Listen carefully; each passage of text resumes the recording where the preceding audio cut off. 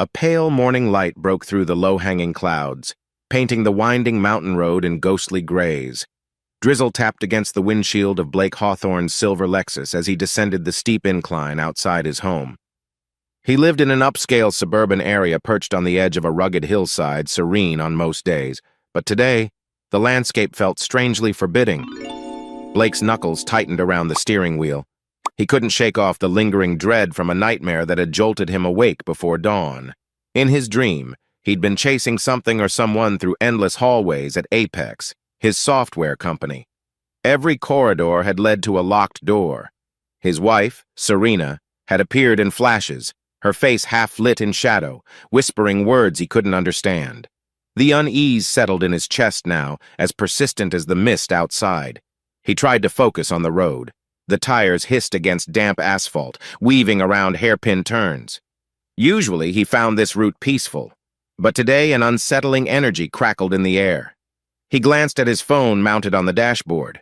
No new messages. Serena was still asleep when he'd left, or at least he assumed, so her bedroom lamp had been off.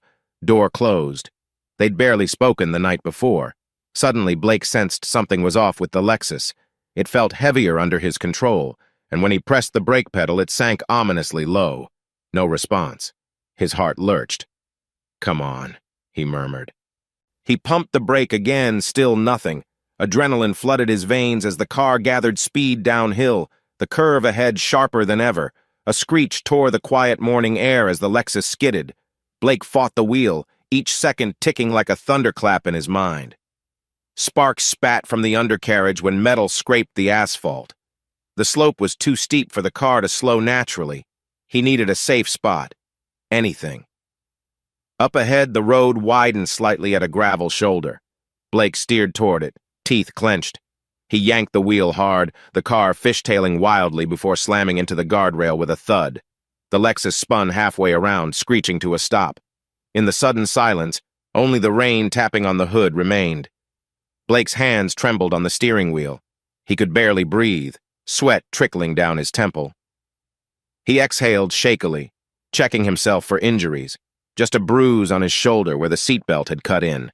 His heart pounded like a jackhammer, but at least he was alive.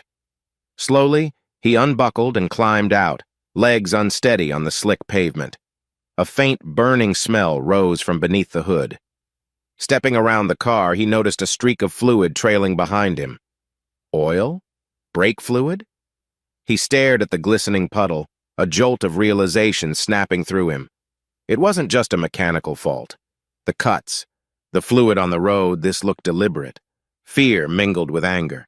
Blake recalled conversation from last week at Apex, a rumor about internal fraud, potential sabotage. He'd brushed it off, too caught up in daily demands. Now goosebumps prickled his arms. Fumbling for his phone, he called Tristan, the local mechanic he trusted more than any dealership. The line rang twice before a sleepy voice answered. "Tristan here, everything okay, Mr. Hawthorne?" Blake swallowed. "I know. Not really. My brakes, they failed." His own voice sounded distant, echoing with leftover terror. "I think—" He took a breath, trying to steady himself. "I think someone tampered with my car." A pause. "Where are you?" Blake gave his location in ragged sentences. "It's insane," he muttered. "I could have been killed." "I'll be right there," Tristan promised. "Don't try to drive it. I'll tow you back." "Thanks." Blake ended the call, then leaned against the dented side of the Lexus. The mountain air felt sharper now, cutting right through his coat. He looked up toward the crest of the hill, where his modern glass and wood house stood among the pines. Rain dotted his face. In the corner of his mind, an unsettling question flickered. Who would want me dead? He stared down at the phone in his hand, fear morphing into determination. He'd survived, and if this was an attack, he needed answers fast. Cole Denham, his longtime friend and head of security at Apex, should probably hear about this. But a nagging voice in the back of his head told him to hold off. He needed proof, not just suspicions. For a moment, an image of Serena's distant eyes the night before rose in his mind. Her laptop had been open, reflecting lines of text across her face. She'd quickly minimized something when he passed by. She said it was a silly show on Netflix. He'd nodded without pressing further. Now the memory made him uneasy. Blake shook his head. The immediate crisis was the car. He listened to the patter of rain and the quiet buzz of adrenaline. The morning was just beginning, and he already felt as though he'd lived through a week's worth of stress. Part of him wanted to burst into the house, wake Serena up, demand to know why he had this creeping sense of betrayal. But that made no sense. She was his wife. She wouldn't know anything about sabotage, would she? Don't jump to conclusions, he told himself. Focus on the facts. He squeezed the phone, letting the thought sink in. I almost died this morning. The wind teased droplets from the tree branches overhead. He could still taste the metallic tang of fear in his mouth. Tristan would be here soon. Then, maybe, the real investigation would begin. And in that whisper of a moment, Blake vowed to uncover every secret lurking behind the bright facade of his success. The sun finally broke through by the time Tristan's tow truck hauled the battered Lexus into his small garage. The air still smelled damp from the early morning rain, and a few puddles shimmered on the asphalt. Blake hopped out of Tristan's truck, shoulders tight with tension. Let's take a look, Tristan said, guiding Blake into the workshop. Metal clanged and machinery whirred in the background. Though Tristan's garage was modest, it was spotless, every tool carefully organized. Blake hovered by the car's front bumper while Tristan slid beneath the chassis with a flashlight. Moments later, the mechanic let out a low whistle. Mr. Hawthorne, this isn't normal wear and tear, he murmured, rolling out and standing up. He wiped his hands on a rag, eyes grim. Your brake line is cut, deliberately, clean slice. A chill spiraled through Blake's stomach, confirming what he already suspected. Somebody wanted to make sure I couldn't stop on that hill. Tristan gave a tight nod. I'm guessing a sharp knife or a small saw blade. Whoever did this knew exactly where to cut. Blake's jaw clenched. All right. Can you keep this quiet for now? I'll file a police report soon, but I don't want any rumors spreading. Tristan hesitated, then nodded. Of course. I can replace the line, but it'll take a day or two to get parts. In the meantime, be careful, Mr. Hawthorne. Blake thanked him, scribbled a note to remind himself to call his insurance, then stepped outside. The sky was a brilliant blue now, a sharp contrast to the morning gloom. But the bright weather failed to ease the knot of anxiety in his chest. His phone buzzed. Serena's name flashed on the screen. Blake? She sounded oddly out of breath. Is everything okay? You left so early. He wondered if she'd gotten a heads-up from someone, or if it was just normal concern. I'm fine, he lied smoothly. Car trouble, that's all. I'll take a cab home. Car trouble? Is it serious? There was a note of worry in her voice, genuine or staged. He couldn't tell. Serious enough that Tristan needs to keep it for repairs. He paused, exhaling. I'll explain when I get back. Okay, Serena trailed off. Stay safe. He ended the call, but unease lingered. She didn't press for details like she normally might. Could be nothing or could be everything. A rideshare dropped him at his front door 20 minutes later. Serena stood on the porch, her arms folded. She wore a casual blouse and jeans, hair swept back in a loose ponytail, her expression carefully neutral. Hey, she greeted softly, stepping aside as he entered. The hallway smelled of fresh coffee and faint lavender, her favorite cleaning spray. Without waiting, Blake explained about the brake failure. He left out the word sabotage, though. Serena's eyes widened, and she let out a small gasp. My God, that's terrifying. Are you hurt? He shrugged, forcing a casual tone. Just a bit shaken. I'll be fine. She reached for his arm, giving it a gentle squeeze. You look pale. Why don't I make some tea? For a moment, the warmth in her gesture felt real. Then he saw a flicker in her gaze like she was measuring his mood. The sense of performance was subtle, but it pricked at him. I'll just grab water, he said, stepping past her toward the kitchen. Through the window, he saw the swirl of tall pines that lined their property.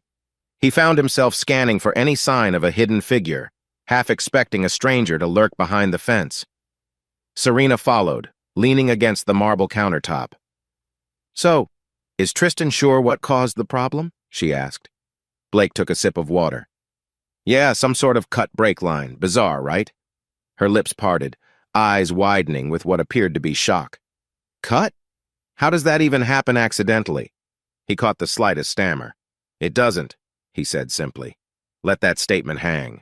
She swallowed, averting her gaze. Did you tell Cole yet? He's head of security, after all. Not yet. Blake tapped his phone on the counter. I need to think it through first. Figure out if it's something bigger. She nodded.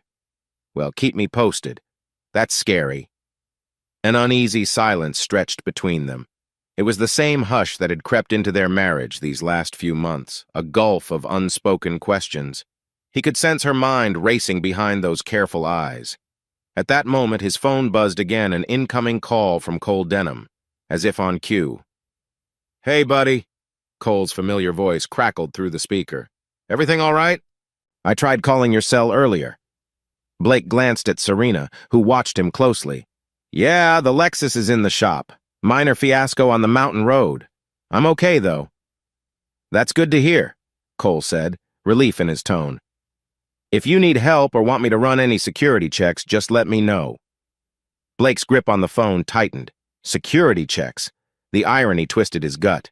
Sure, he answered. I'll keep that in mind. When the call ended, Serena shifted on her feet, arms crossed. Blake forced a tight smile. I should get changed. Got some calls to make. He headed upstairs, acutely aware of her gaze boring into his back. Outside, the day seemed bright and carefree, but a storm was brewing inside his mind. Monday morning dawned crisp and clear, the perfect California weather. Blake arrived at Apex with a forced air of normalcy he'd taken a cab again, refusing to risk a rental car just yet. The building's sleek glass facade gleamed under the sunlight, a testament to the tech empire he'd built. But as he walked through the bustling lobby, every face seemed a potential threat. Was that paranoid or just cautious? In the elevator, he checked his reflection. Dark circles under his eyes betrayed a restless night. He'd dreamt again of endless corridors, but this time, Serena's laughter echoed off the walls, guiding him nowhere. A melodic chime announced his floor. Stepping out, he passed a few employees who greeted him warmly. Apex's open-concept office was dotted with modern furniture and glass partitions. Yet for Blake, an invisible tension clung to every corner.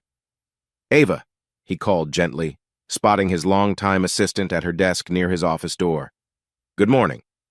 Ava looked up, her stylish eyeglasses perched on her nose. Morning, Mr. Hawthorne. She paused, concern in her eyes. You seem tired. He offered a weak smile. Long weekend. Listen, can you schedule a quick meeting with Derek Daniels, Roman Kreitler, and Gareth Eisenhart? Some finance stuff I need to clarify. Ava clicked through her computer calendar. Sure, they're mostly available mid-morning. Everything okay? Blake hesitated. Ava was one of the few people he genuinely trusted here. Not sure yet, he said quietly. I just want to double-check a few discrepancies. Within an hour, he sat in the glass-walled conference room alongside Derek, Apex's CFO, Roman, head of sales and marketing, and Gareth, company treasurer.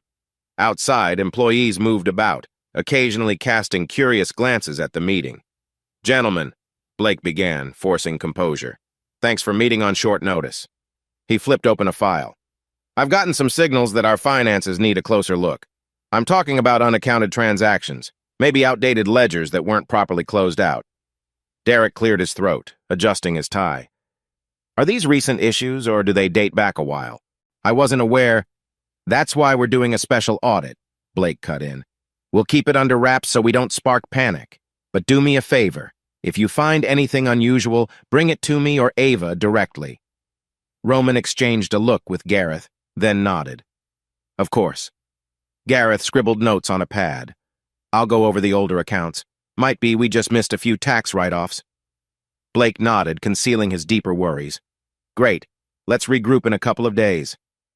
As they filed out, Derek hovered. Blake, he said in a low tone, is there a reason you're worried? Did something happen? Blake met his gaze. Just a precaution, he lied. But keep me posted, okay? Derek looked uncertain, but left it at that. Alone, Blake leaned back in his chair.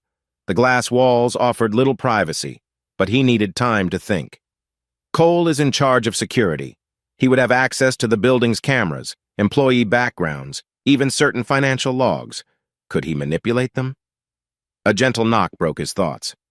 Ava stepped inside, shutting the door behind her. "Blake, are you sure everything's all right?" She rarely used his first name in the office unless they were alone. He sighed, running a hand through his hair. "Honestly, I'm not sure. Let's just say I suspect something serious, possibly sabotage." Her eyes flickered with alarm. "You want me to arrange extra security protocols? Maybe external consultants?" he considered. Would an external security check threaten Cole's position? Tip him off? "Let's hold off on that for now. I might handle it privately." Ava nodded slowly. "If you need me, I'm here. You know that, right?" He smiled, gratitude blooming in his chest. "I do. Thanks, Ava." After she left, Blake's phone buzzed. Serena's name lit up the screen. He hesitated, then answered. "Hey, everything okay at home?" he asked. Her voice was smooth, a bit distant. "Yes, I was thinking about your brake problem.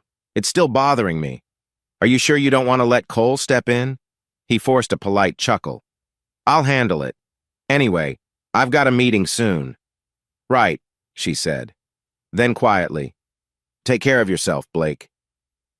She hung up. He stared at the phone, unsettled. No mention of wanting him home early. No curiosity about the special audits or his plans for the day. It felt as if she was waiting for something, waiting for him to slip up or reveal more than he intended. Outside the conference room, people hustled by, blind to the undercurrent of dread twisting inside their CEO. Blake checked his watch. He had another staff meeting in 15 minutes, back-to-back calls after that. But the real event on his mind was the private appointment with an external forensic accounting firm he'd secretly scheduled for tomorrow. He'd glean every detail from Apex's financial records. The old saying whispered in his mind, "Keep your friends close and your enemies closer." If only he knew exactly who his enemies were. That evening, the Hawthorne residence looked as inviting as ever, soft lights glowing through expansive windows, manicured hedges leading to the front door. Yet Blake walked in with a heavy sense of foreboding. Serena was in the kitchen, stirring a pot of tomato bisque on the stove. The aroma blended with a faint hint of rosemary bread warming in the oven. "Perfect timing," she said, greeting him with a small smile. Blake noticed she wore a sleek black dress, too formal for a casual night at home. Her hair was styled in loose waves, and the silver bracelet he'd gifted her last Christmas sparkled on her wrist. "You're all dressed up," he remarked, setting his briefcase aside. She shrugged lightly. "I felt like making dinner special. Figured you might need a pick-me-up after the day you've had." He forced a nod, pulling out a chair at the dining table. "Thanks. Smells good." They ate in near silence at first. The bisque was creamy, the bread crisp, but Blake's thoughts churned. The memory of the day's hush-hush audit meeting lingered, along with the morning's silent question. Could Serena be part of this sabotage? He lifted his gaze, finding her staring at him. "What's on your mind?" she asked softly. "How are you feeling about everything?" He hedged, swirling the soup with his spoon. "I'm fine," she answered too quickly. "Just worried about you." "You seemed shaken this morning." "I was," he admitted. "My car's a wreck. Could have crashed me into the valley. Hard not to be rattled." She reached across the table to place a hand over his, the gesture gentle. "I wish I could fix this. Maybe we can talk to Cole, right? You always say he's thorough about security." Blake studied her manicured fingers. The diamond on her ring glinted under the overhead light. "Maybe soon," he said, pulling away to sip his water. "Let's see what the investigation shows first." Her phone buzzed near her plate, lighting up with a caller's name, one he couldn't see from his angle. She quickly flipped it face down, letting it go to voicemail. He raised an eyebrow. "Work call?" She shook her head. "Spam, probably. I'll check it later." They finished dinner with minimal conversation, tension coiling beneath each polite exchange. A few minutes later, Serena cleared the dishes. Blake stood to help, but she insisted he relax. He drifted into the living room, gazing at the floor-to-ceiling windows. The sun had set, painting the sky navy blue. Their reflection looked back at him in the glass, his tall frame overshadowing Serena's figure behind him. She approached, resting a hand on his shoulder. Let's watch a movie or something, she suggested. In his peripheral vision, he noticed her phone on the coffee table. A single text notification glowed, a partial message. Still on for tomorrow? We need to. She must have realized what he saw because she rushed over, snatching up the device. Just a friend, she mumbled, turning off the screen. Blake's heart pounded. Her anxiousness only fueled his suspicions, but he forced a composed nod. I'm tired, he said. Let's pick a shorter flick or just call it a night? Her lips parted in a fragile smile. Sure. If you need rest, we can skip the movie altogether. They parted ways. Serena headed upstairs to change, while Blake lingered in the hall. Once certain she was out of earshot, he exhaled sharply and slid his phone from his pocket. He sent a quick text to a newly added contact. Confirm meeting with Ray. Tomorrow, 10 a.m. No changes. Pocketing the phone, he walked past the closed study, Serena's personal workspace. The door was slightly ajar, and for a split second he thought he heard a faint beep from her computer. He considered going in, rummaging for clues, but footsteps on the stairs made him rethink it. Blake? Serena's voice drifted down. You coming up? In a minute, he replied, forcing a casual tone. She was quiet for a second. Then he heard her footsteps retreat. He stepped into his own home office instead. It was neat, modern, shelves lined with accolades for Apex's success. But tonight it felt like a fortress he couldn't trust. Who else had keys? Who else might slip in here? Sinking into the high-backed leather chair, he opened his laptop. His reflection in the screen looked exhausted, wary. The swirl of dread in his gut only tightened.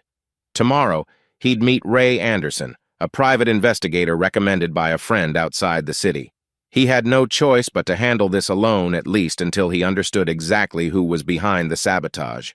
His mind flitted to Serena's face. They'd been married for years, and until recently, he'd never questioned her loyalty. Yet her distant eyes, the phone calls, the whisper of secrets, everything pointed to a new reality he hated to accept.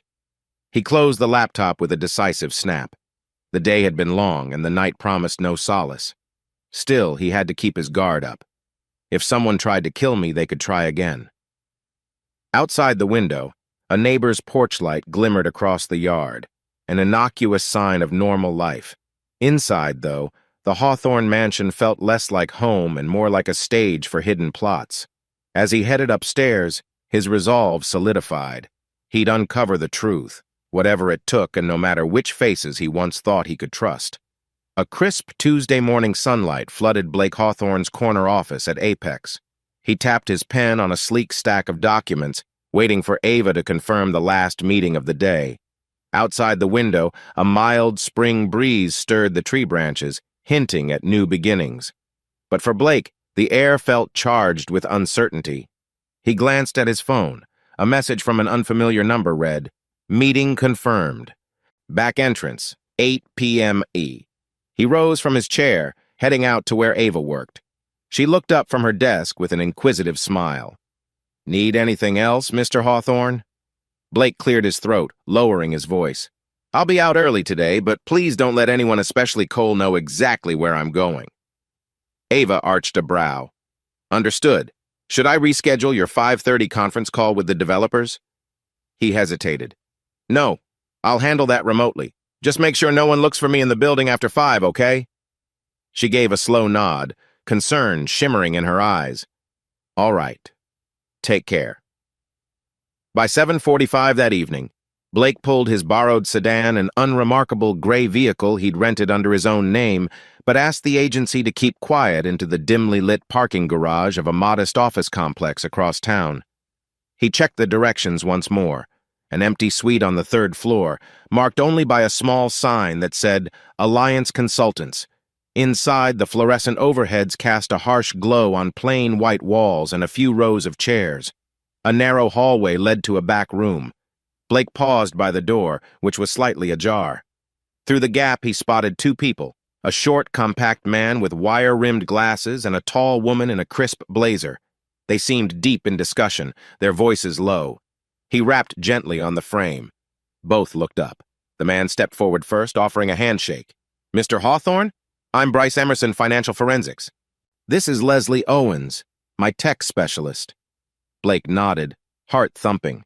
These were the external investigators he'd secretly hired to verify suspicious transactions at Apex. Appreciate you meeting me so late. Leslie motioned to an open laptop on a bare desk. We've set up a secure environment. If you give us remote access credentials for your system just randomly, of course my job is to dig through your company's financial structure without raising any red flags. Blake glanced around the stark room. This stays between us, he insisted. Only you, me, and maybe one more person I trust, but not a word to my security chief. Understand? Absolutely, Bryce said, pushing his glasses up his nose. We specialize in discretion. If you suspect internal sabotage, we'll keep any findings locked down until you decide how to proceed. Exhaling, Blake pulled a flash drive from his jacket pocket. This has some initial data dumps from older Apex accounts. The real-time access will let you cross-reference everything. I need to confirm if about $2 million vanished. And if so, who orchestrated it? Could be an ex-employee, or... He trailed off, swallowing the word friend. Leslie typed quickly, verifying the file structure. We'll start tonight. Our software crawls across financial ledgers, searching for anomalies like repeated small transactions or ghost vendor accounts. As they spoke, the fluorescent light hummed above them. Blake felt a gnawing sense of both relief and dread.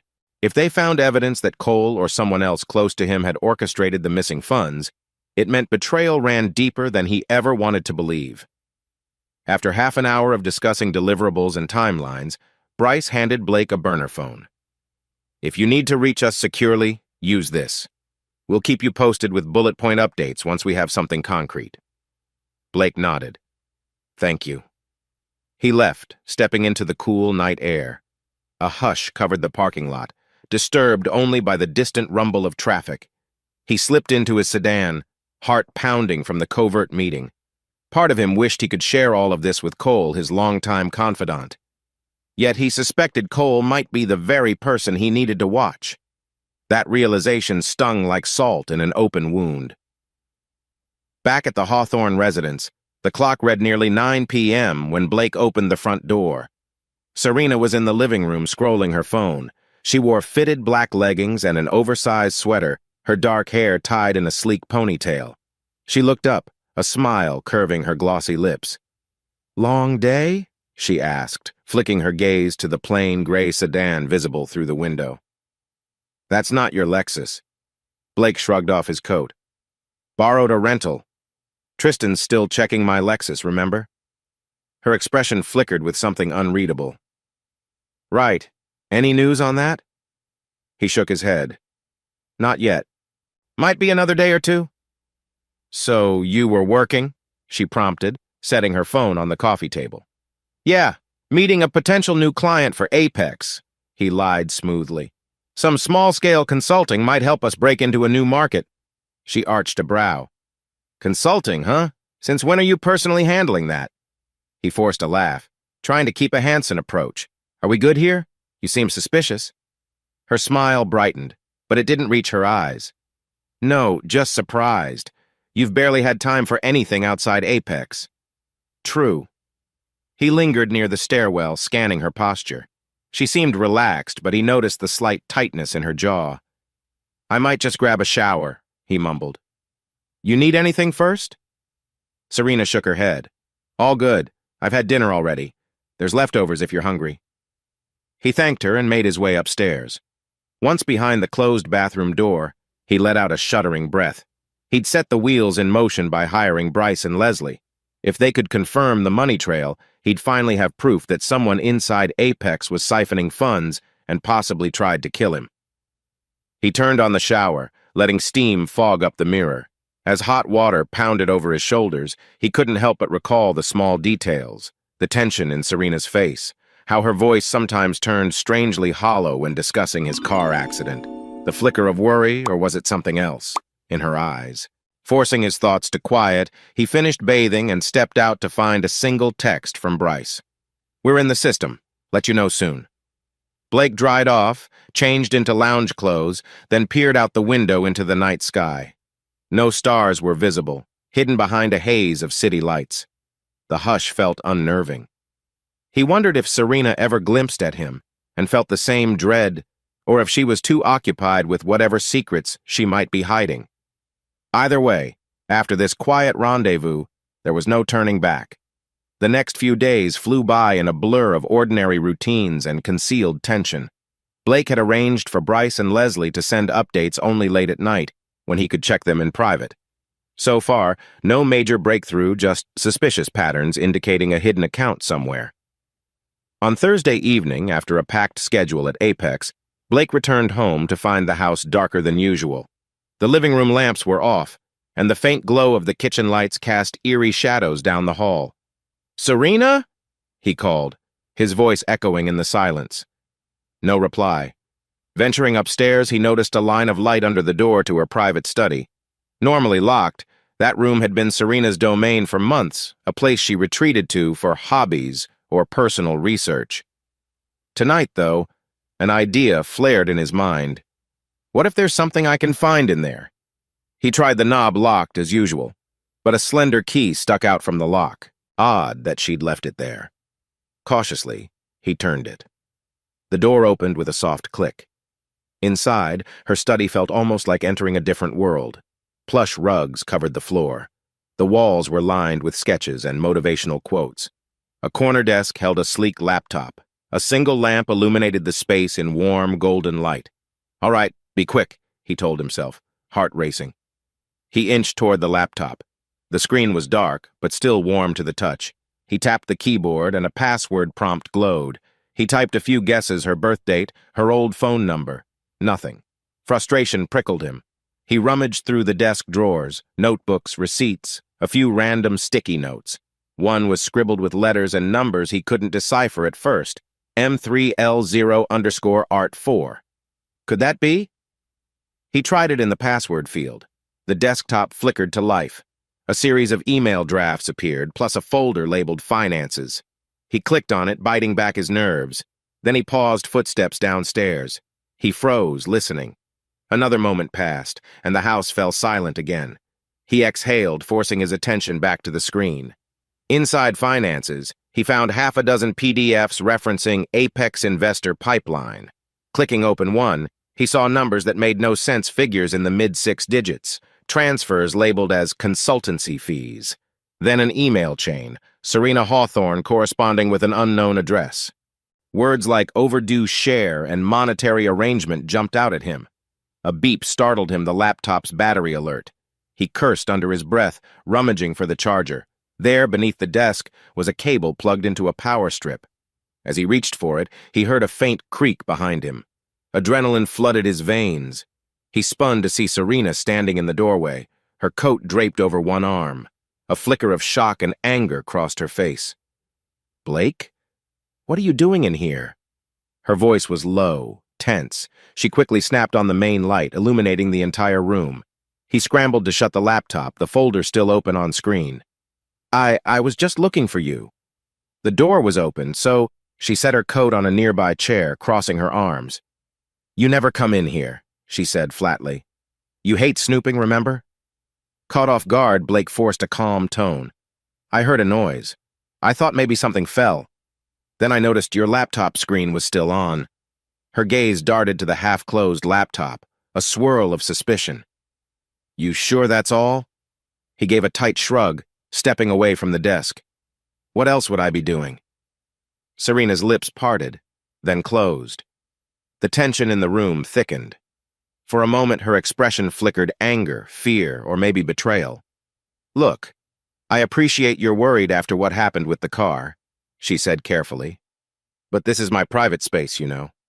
Blake nodded, swallowing the ache in his throat. "She's hiding something, and she knows I suspect it." "Right," he murmured. "I'll leave you to it. Sorry for barging in." As he slipped past her, she grabbed his arm. "Blake, are we okay?" He met her gaze. The question bristled with unspoken meanings. "Are we okay? Or have you found out what I'm doing?" "We're fine," he said softly, pulling free. But as he retreated downstairs, his mind spun. The partial documents he'd glimpsed hinted that Serena was dealing with large sums of money that could link to Apex's missing funds. If that was true, was she stealing from him and his company? And if so, Was she involved in cutting his brake line to keep him from discovering her secret? In the living room, he shut off the lights. The weight of uncertainty pressed down on him. He felt more alone than ever in his own house. Friday brought a relentless cascade of meetings at Apex. Through it all, Blake wore a veneer of calm. He'd gotten just enough sleep to function, but his nerves were frayed from the confrontation with Serena. After lunch, he asked Ava to set up a quick one, a none with Derek Daniels, the CFO.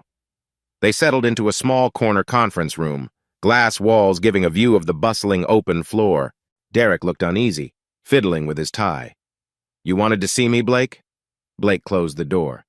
"Yes, thanks for coming on short notice." He took a seat opposite Derek, hands clasped. "I wanted to ask about older transactions that might have slipped through the cracks." Derek cleared his throat. "You mean that special audit you hinted at?" "Right.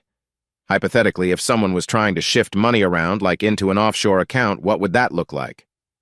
His CFO hesitated. "It could appear as consultancy fees, marketing expenses. There are ways to mask it. Why did you find something?" Blake narrowed his eyes. "Not exactly, but I sense you're nervous. Care to tell me why?" Derek's gaze darted around, clearly torn. Eventually, he sighed. "All right. A couple of months back, Serena approached me casually. She asked me how to set up a shell entity abroad. She called it a potential investment opportunity for personal gains. I didn't think much of it at the time, but..." A jolt of adrenaline shot through Blake. "But what?" "She kept asking about how Apex's funds move. Then about a week ago, she emailed me again, wanting more details on typical invoice structures. I didn't respond. Something felt off."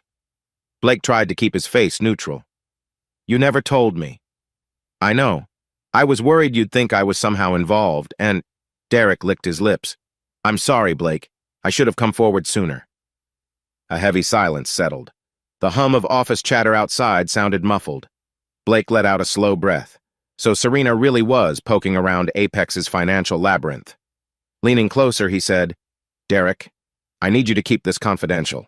If you get any more messages from her, or if you discover any unusual transactions, bring them to me immediately. Understand?" Derek nodded vigorously. "Yes, absolutely." A pang of betrayal twisted in Blake's stomach. Serena is more deeply involved than I feared.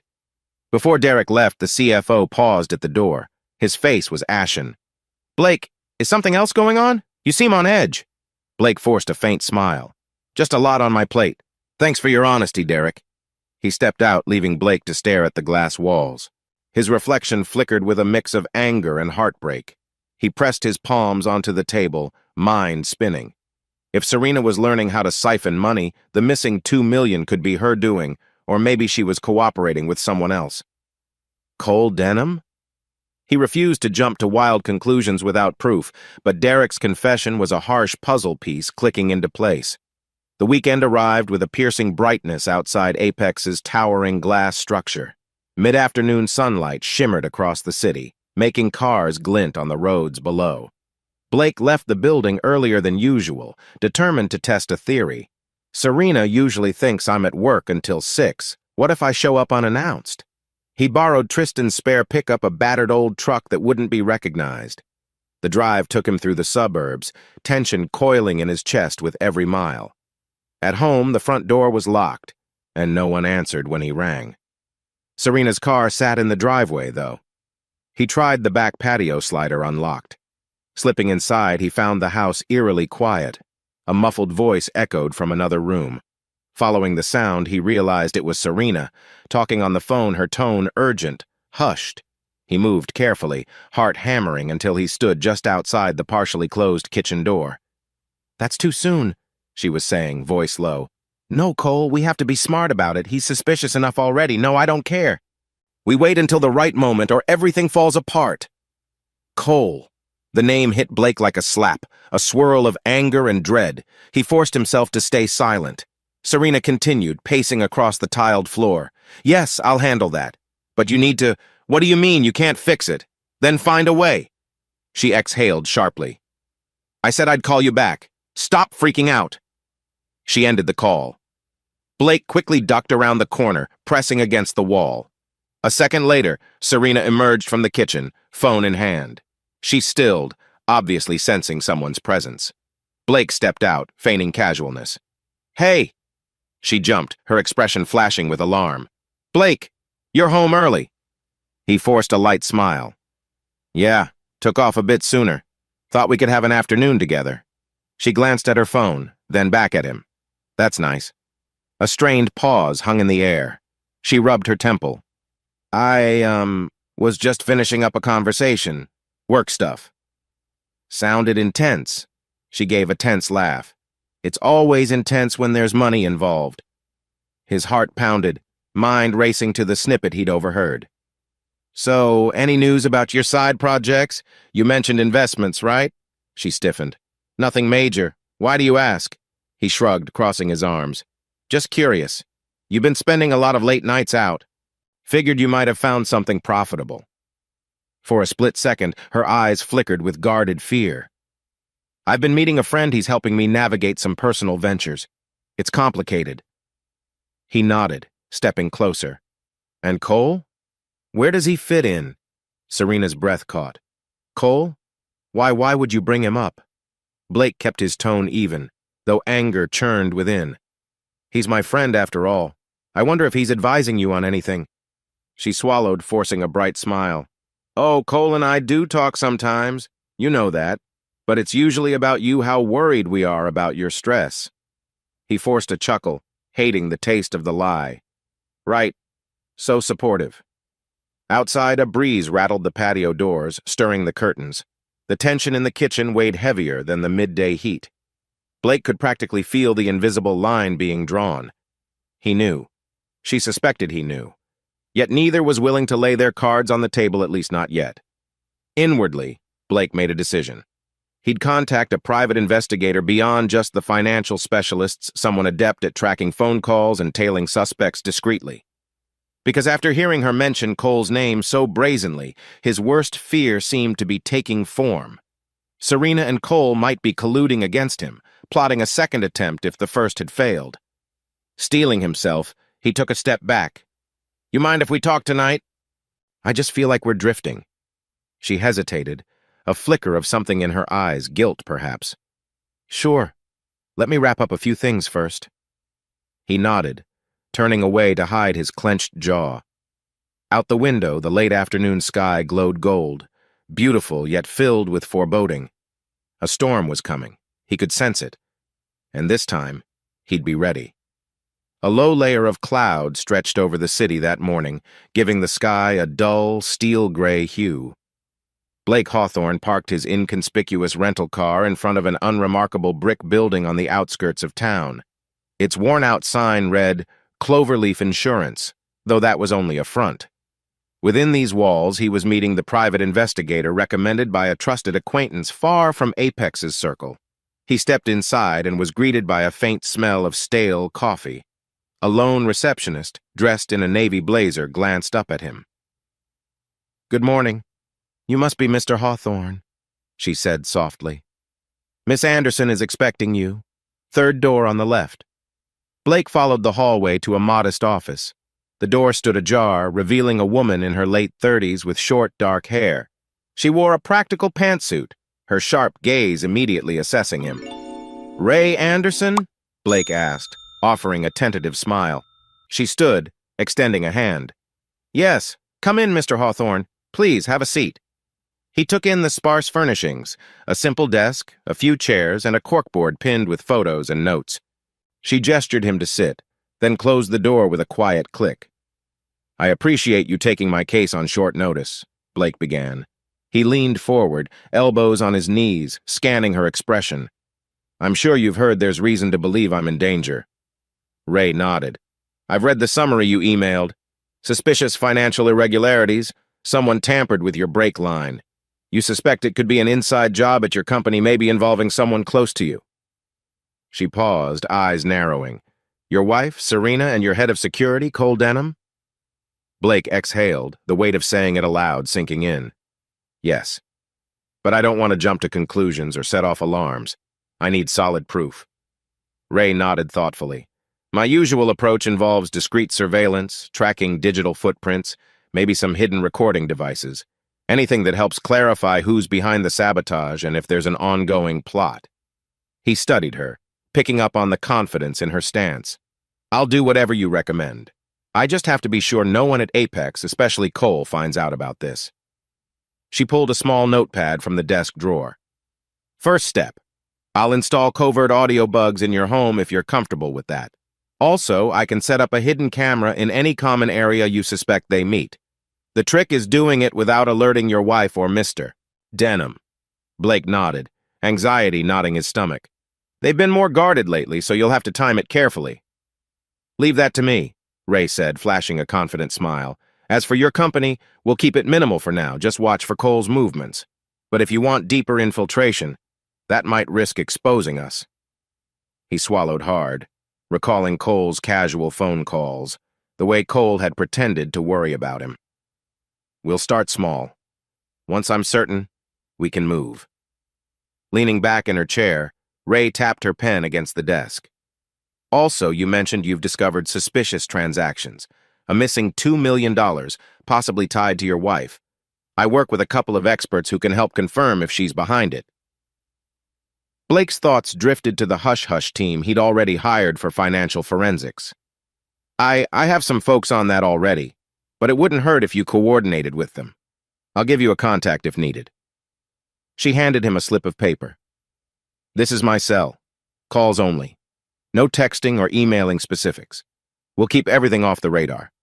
I'll have a couple of devices ready by tomorrow night if you can ensure an empty house for a few hours. I can slip in and plant them. Blake exhaled, feeling a twinge of relief. Serena usually goes to a tennis club on Wednesday evenings. I can make sure the house is empty then.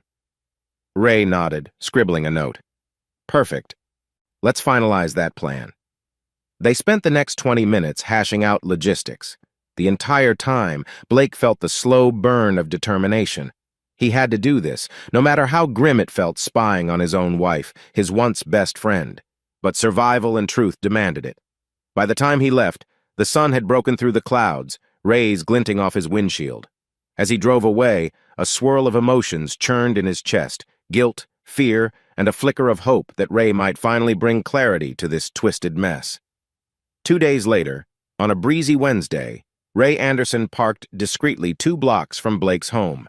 She wore a slim backpack over her black turtleneck and cargo pants, blending into the late evening shadows. Blake had texted the all-clear, Serena out for tennis, likely gone till 9 p.m. Within minutes, Ray slipped into the house through a side door Blake had left unlocked. She moved with swift efficiency, placing a tiny listening device behind the living room bookshelf, another near the kitchen's overhead lighting fixture. A small camera was nestled among decorative pottery, angled to capture who might enter the space. When Blake arrived home 30 minutes later, she was just finishing. He watched her work with a tense admiration. "Will that pick up everything?" he whispered. Ray offered a tight nod. "Yes, the living room bug especially. If you suspect they'll talk in the kitchen, that mic can catch them. The camera in the living room will be the best bet for visuals." Outside, a car engine purred to a stop. Blake froze. "She's back early?" "Quick, pretend you're alone," Ray hissed, tucking her tools away. Without another word, she slipped into a hallway closet. A moment later, Serena breezed in, tennis bag slung over one shoulder.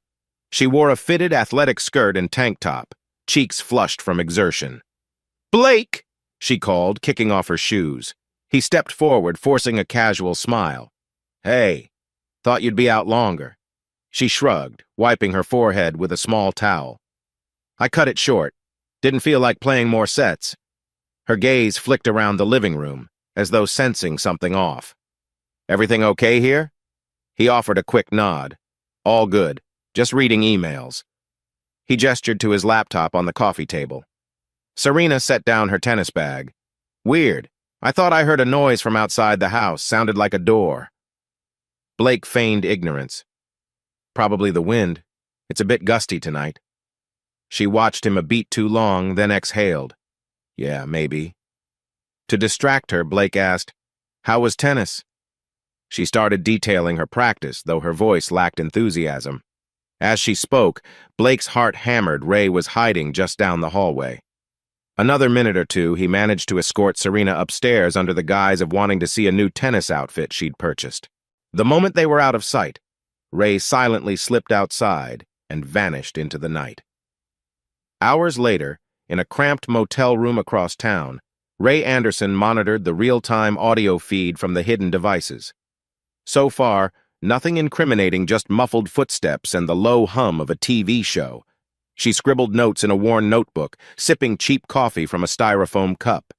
Then, well after midnight, something crackled over the line. A phone rang in the Hawthorne living room. The distinct sound of Serena's voice filtered in. "Yes, Cole," she said, voice low, weary. "I'm alone now, he's asleep." Ray's pulse quickened. There was a pause, presumably Cole speaking on the other end. Serena's response came sharper. "I told you, I'll handle the rest. Stop panicking. If Blake keeps digging, She broke off, cursing under her breath. Ray leaned closer to the receiver. This was exactly what she needed to record. "Look, we almost lost our window last time. This time, no mistakes," Serena hissed. Another pause. Then, "Yes, that's what we agreed on. Finish what we started without drawing suspicion." A chill ran down Ray's spine.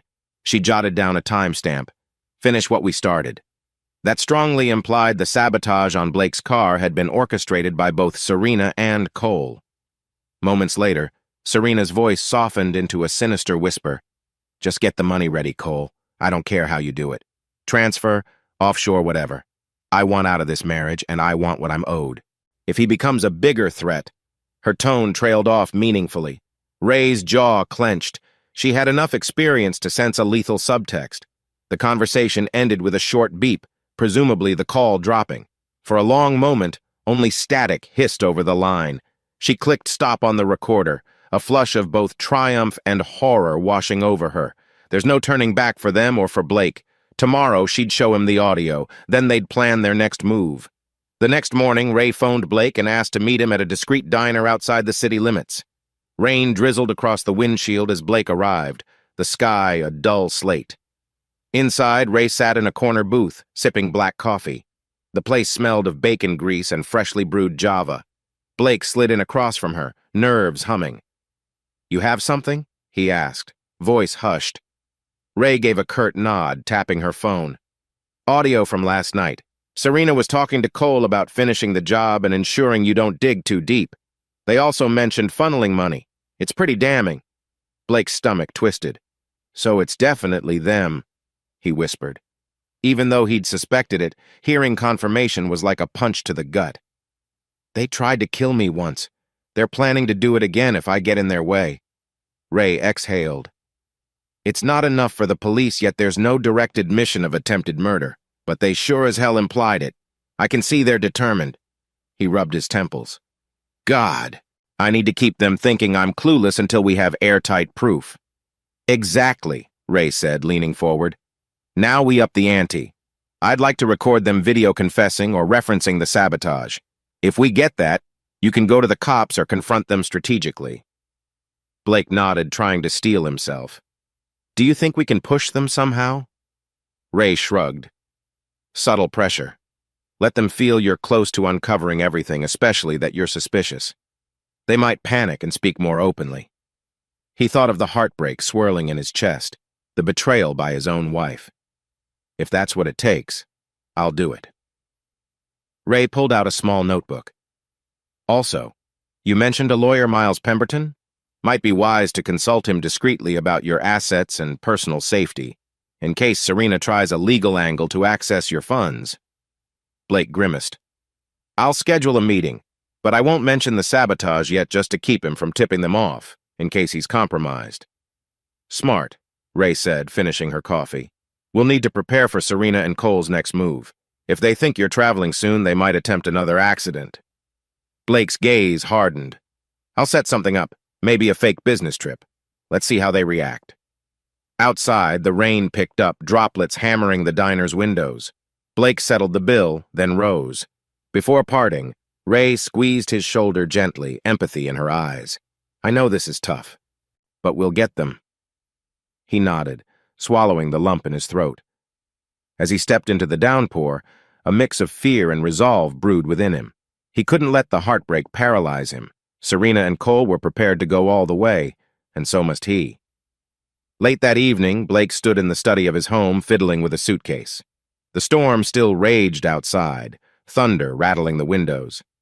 He'd told Serena he had an urgent business trip over the weekend, a perfect setup to see if she and Cole might spring another trap. In the flickering lamplight, he ran through his plan with Ray over the phone. He'd announce he was leaving Friday night for a quick out-of-state meeting. He'd drive alone, in a car whose route Cole wouldn't suspect was under watch. Ray would have her surveillance team tail him discreetly, ready to intervene or gather evidence if anything happened. Even as he checked clothes into the suitcase, his hands trembled. He pictured Cole's broad grin, all those jokes they shared. Had that been genuine friendship, or just a cover? And Serena, her luminous smile at their wedding, now overshadowed by greed and betrayal. A knock at the door startled him. He looked up to see Serena in a satin robe, hair damp from a shower. "You're really going?" she asked, feigning concern. "You haven't traveled in weeks since the accident." "I have to," he said softly. "Apex is finalizing a deal, and I'm the only one who can smooth out the negotiations." She stepped closer, arms crossing under her chest. "Look, be careful. We don't need another incident." Her tone hovered between worry and something darker. He forced a reassuring nod. "I will. I'll text you when I get there." A fleeting silence. Then, with a smile that didn't touch her eyes, Serena leaned in for a brief hug. Even that gesture felt staged. "Good luck," she whispered, stepping back. He studied her face, searching for any genuine affection. It felt like staring at a stranger. "Thanks," he managed. Once she was gone, he zipped up the suitcase. Outside, lightning flashed, illuminating the suburban street in a sudden blaze of white. The roar of thunder followed. It felt like an omen. He grabbed his phone, texting Ray, "All set. I'll leave tomorrow evening. Let's see if they take the bait." Her reply came quick. "We'll be ready. Hang tough." Standing by the window, Blake gazed into the stormy darkness. If Serena and Cole were indeed planning a final move, he intended to be one step ahead. He'd never imagined his marriage would become a battlefield of secrets and lies, but there was no time for grief now. Let them try, he thought. I'll make sure their next accident exposes them once and for all. High above, the clouds shifted, unleashing another crack of thunder. The shadows in the house seemed to shift too, pregnant with imminent danger. Blake flicked off the lamp, letting the darkness envelop him. Tomorrow would mark the start of their final gamble. He could feel it in every trembling nerve. A soft twilight glow settled over the highway as Blake Hawthorne guided his rental sedan past rolling farmland. The sky above burned in shades of orange and purple, a deceptive beauty masking the tension in his veins. This business trip was nothing but a ruse, an orchestrated stage for Serena and Cole to make their move. He'd told nobody at Apex except Ray Anderson, who was working discreetly in the background. The wind whipped across the open fields, rattling the sedan's windows. Blake glanced at the rearview mirror for the 5th time in 2 minutes. The same dark SUV lingered a few car lengths back, headlights a pair of distant orbs. He swallowed against a rising sense of dread. Is this it? Are they going to strike here so far from any witnesses? At a lonely stretch of road, the SUV suddenly accelerated. Its engine roared, swiftly closing the gap. Heart pounding, Blake steadied his grip. Stay calm. Ray said she'd have backup tailing me. But are they near enough? The SUV swerved into the oncoming lane, side by side with Blake for a breathless moment, then lurched toward his sedan. Instinct took over. Blake jerked the wheel, narrowly avoiding contact. Tires squealed on the asphalt, sending adrenaline burning through his limbs. A wave of gravel kicked up as he skidded onto the shoulder. The SUV sped ahead before braking hard, a tactic that forced Blake to swerve again or rear-end them. He caught a glimpse of the driver through the tinted side window, a figure in a baseball cap, face partially obscured. They reversed abruptly, trying to pin his sedan. Panicking, Blake slammed into reverse himself, heart thudding. This was no random road rage, it was deliberate. Just then, headlights appeared in the rearview. Another car. For a split second, Blake feared it was a second attacker, but the new arrival, a battered minivan, honked aggressively, spooking the SUV. The attackers' plan derailed. They gunned the engine and roared off into the distance, headlights vanishing around a bend. Breathing in ragged gasps, Blake pulled onto the shoulder. He watched the minivan pass slowly, just a local family, the driver giving him a concerned nod. Thank God for small miracles. As his pulse calmed, his phone buzzed in the cup holder. It was Ray. "Blake, you all right?" she demanded, voice crackling over the line. "My contact lost visual for a minute, saw an SUV on you, then you disappeared off the GPS ping." Blake exhaled, knuckles white on the steering wheel. "They tried," he rasped. "Tried to run me off the road. I'm still in one piece." "Get somewhere safe," Ray ordered, the tension in her tone matching his own. "We'll regroup. I have people scanning traffic cams in that area. You might have avoided them for now, but stay on guard." Blake forced the car back onto the highway, hands trembling. As the sun fully dipped below the horizon, he realized how narrowly he'd escaped another accident. Serena and Cole must be truly desperate, or they have someone else doing their dirty work. He took the next off-ramp into a small roadside motel, heart still racing. After parking beneath a flickering street lamp, he sat in silence, letting the night air seep into the cabin. This was the second time they had come for him, and he knew there wouldn't be a third if they had their way. But each failed attempt also brought him closer to pinning them down. With a shaky sigh, Blake pressed Ray's number again. "I'm safe," he said when she picked up. "What now?" "Now," she replied, "we dig deeper into their finances and keep you protected. We can't rely on luck forever." Blake nodded, ignoring the curious gaze of a motel clerk peering through the glass doors. "Right. This ends soon." Lightning flashed in the distant sky, followed by the rumble of thunder. The storm wasn't just in the clouds, it raged in the hollow place where Blake's heart once trusted his wife and his best friend. Less than 24 hours later, Blake found himself in a cramped, windowless office in downtown San Jose. The storm that threatened the city the night before had broken into a stubborn drizzle, turning the streets slick and gray. Ray's tech team was headquartered here, a nondescript second-floor space that smelled faintly of stale pizza and coffee. He stood behind a cluster of monitors as a wiry man named Joel, one of Ray's newly introduced specialists, typed furiously on a keyboard. Another figure, Linda, sorted through printed spreadsheets on a folding table.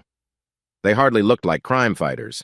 Linda wore neon sneakers and a messy bun, while Joel sported thick-framed glasses that magnified his intense gaze. "Thanks for letting us tap into your corporate records," Linda said without looking up. "We've cross-referenced them with foreign bank data from certain leaks we have access to." Blake swallowed. "You found something then?" Joel pressed enter with a flourish. "Sure did. There's an offshore account in the Caymans linked to a shell corporation, Denham Holdings." He spun to face Blake. "Any guess who that belongs to?" Blake's jaw clenched. "Cole Denham." Linda shook her head, handing him a printout. "Look at these transaction timestamps. Funds flow from an Apex marketing budget line to Denham Holdings, then get split into 2 or 3 sub-accounts. One of them's named Hawthorne Legacy." "Hawthorne Legacy?" Blake echoed, pulse hammering. "You think Serena's behind that?" Joel nodded. "The sub-account is authorized by a certain S. Hawthorne. And well, your wife's name fits." A wave of nausea hit Blake. This wasn't just theoretical speculation anymore. Cold, hard numbers connected Cole and Serena to the missing $2 million, possibly more. So they plan to siphon money out, funnel it offshore, and what, vanish with it after I'm out of the picture? Ray stepped in from an adjacent room, arms folded. "That's the leading theory. Maybe they wanted it to look like an inheritance or trust fund you set up, so after your accidental death, Serena could claim it." She tapped the printouts. "We're finalizing the chain of evidence. Soon we'll have everything to bring them down, but you have to be careful these transactions alone won't prove attempted murder."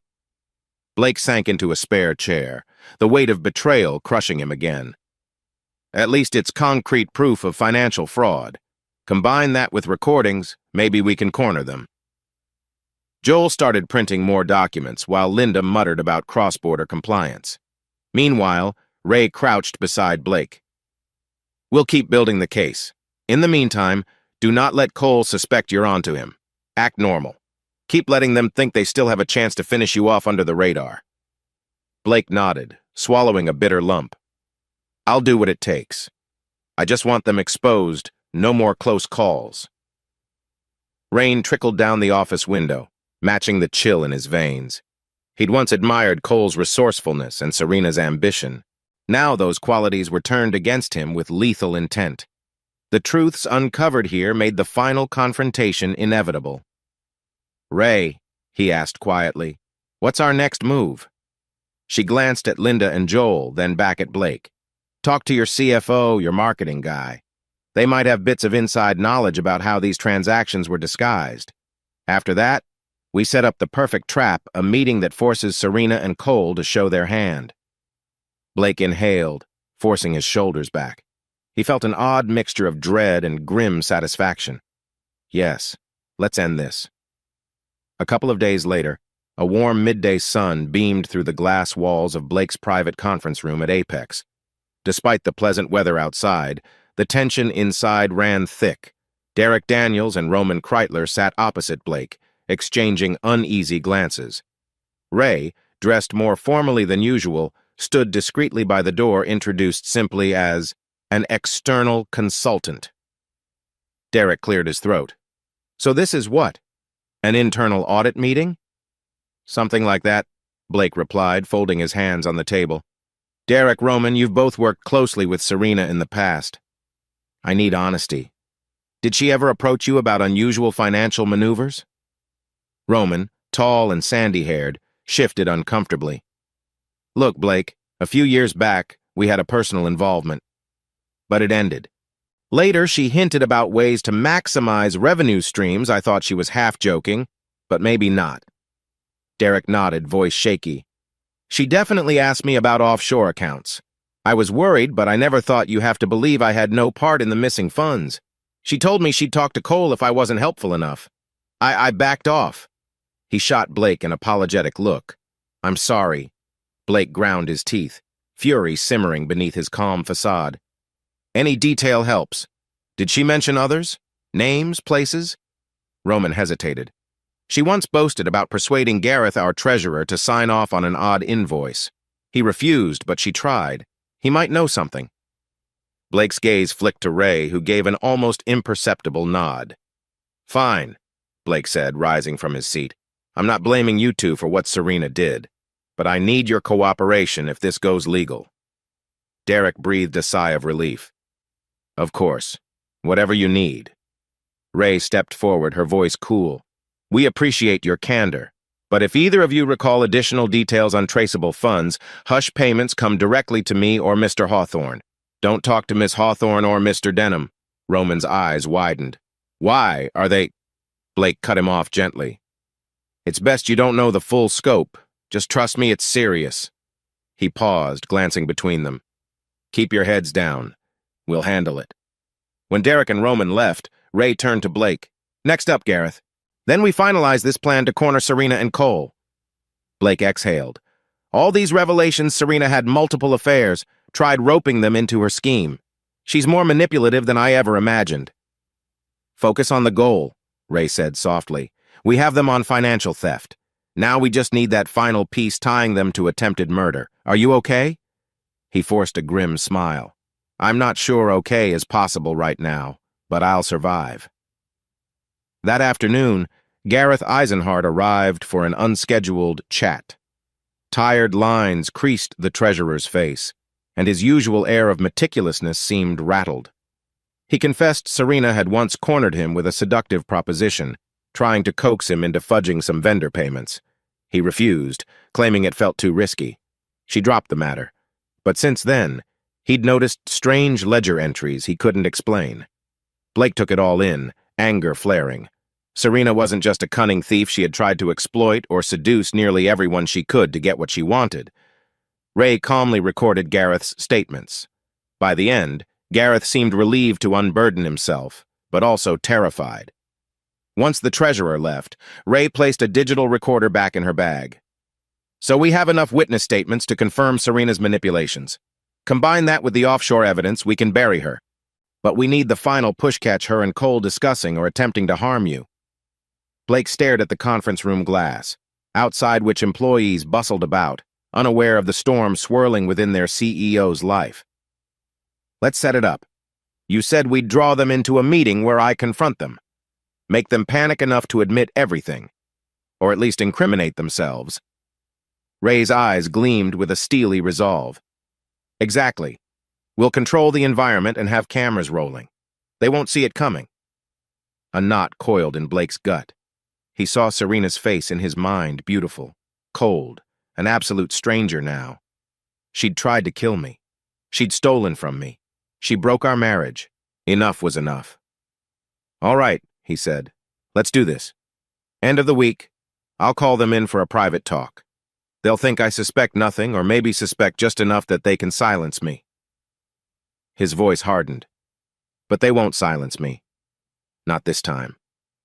A tense hush cloaked Blake's corner office late that evening as he stood reviewing notes with Ray. Outside, the city lights glittered against a deep blue sky. Everyone else at Apex had gone home. The faint hum of air conditioning filled the room. Is everything ready? Blake asked, scanning a list of tasks. Ray nodded. Yes. Ava is clearing your schedule for a personal meeting on Friday. She won't mention specifics to Cole or Serena, just says you have something urgent to settle. We'll use the main boardroom so we can place hidden cameras behind the decorative panels. Blake rubbed his temples. We're sure they'll show? Cole's your head of security. He'll be curious if you're calling him in. Serena might suspect a trap, but from the recordings we know she's confident she can outmaneuver you. They'll come. Blake stepped to the window, staring at the city's glow.